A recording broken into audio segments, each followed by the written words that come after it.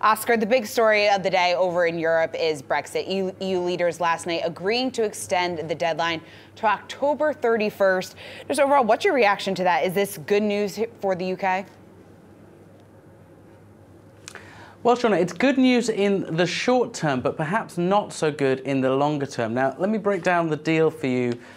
Firstly, as you said, the deadline has been extended from this Friday until October 31st, but it's a so-called flextension, which means it can be cut short earlier than that if a deal is agreed.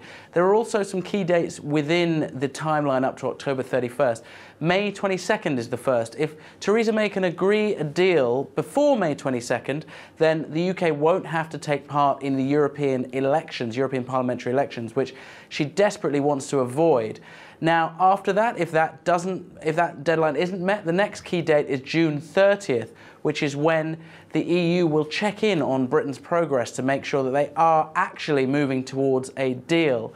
But I said at the top there, it's not necessarily all good news. We have averted a no-deal Brexit, but the problem now is with a 6-month delay, commentators are saying that this leaves Theresa May open to a leadership challenge. It also means we've theoretically got enough time for a general election, a second referendum. So really this opens the door for potentially more uncertainty rather than less. Hey, Oscar, do you think that we could actually see this deadline extended once again? Because we've been talking about this numerous times. Could we in fact maybe go beyond that October 31st date? That's a very real possibility. The EU left the door open to that, saying it could be extended beyond this. And as I said there, if we have a general election, a second referendum, there's every chance that we could find ourselves in 6 months' time in the same position we're at now.